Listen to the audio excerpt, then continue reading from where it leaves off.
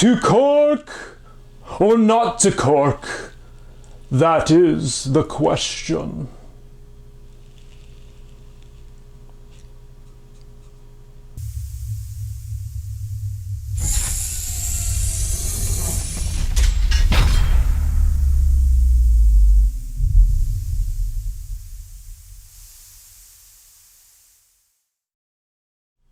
Hey, how's it going? Welcome to Creative Rails, where we think outside of the boxcar.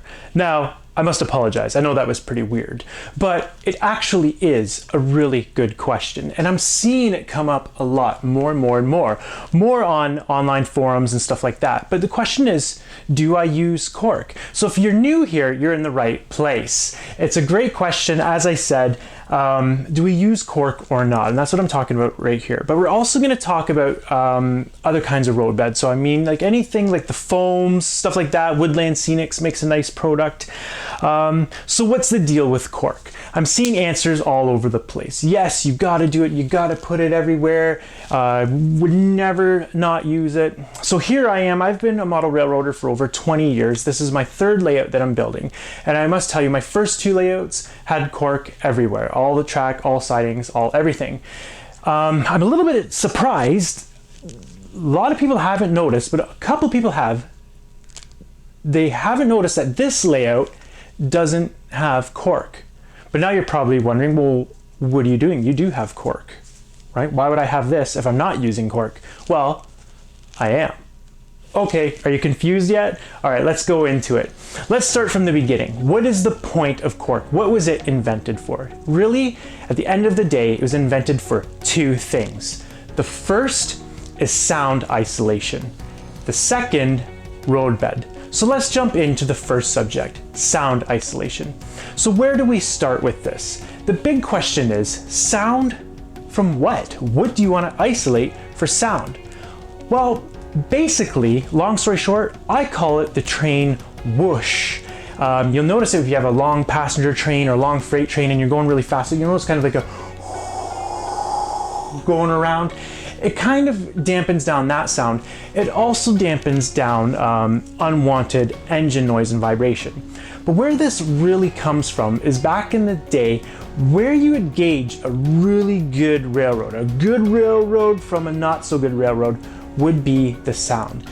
If you saw an engine coming along, it's kind of backwards compared to now, but if back then, if you saw an engine coming along and it was just crawling along and it's just absolute dead silent, and it's tuned like a fine Swiss watch, man, that was a good model railroader. That was a serious model railroader. But let's jump ahead to today. Basically, back then, a running train would look something like this.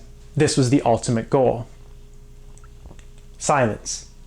But now that we jump to today, it sounds more like this. Right? We've got DCC sound. This is what our trains sound like now. They kind of cover up that background noise. The other thing I want to add to it, especially on my railroad, and this is not a new idea, but a lot of people are doing it, it's this. Sound effects. That's right. A lot of people are doing sound effects, and I'm doing it on my railroad as well. So I've got engines going, sound effects going, birds chirping, water, waves, factories, right? All kinds of things.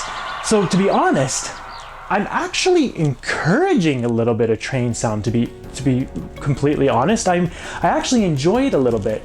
And the funny thing is, there was a really good video by Ken Patterson. It was about a year ago. It was about cutting notches in the rail to add that clickety-clack sound. Well, there you go again. People are talking about more adding sound now than taking it away. Another point I want to make is if your engine does have a bad vibration, well, that's a problem with your locomotive that needs to be fixed. You know what I mean? So that explains kind of the sound part, why I don't really care about it. It's really covered up if there is any. And another thing is my trains don't really run very fast. It's an old branch line and they go maximum about 20 miles per hour. So let's go into the next point. Roadbed. And this is a good one. And this is a big point of why I'm not using cork roadbed, and the main part that's completed right now. Look at this photo right here.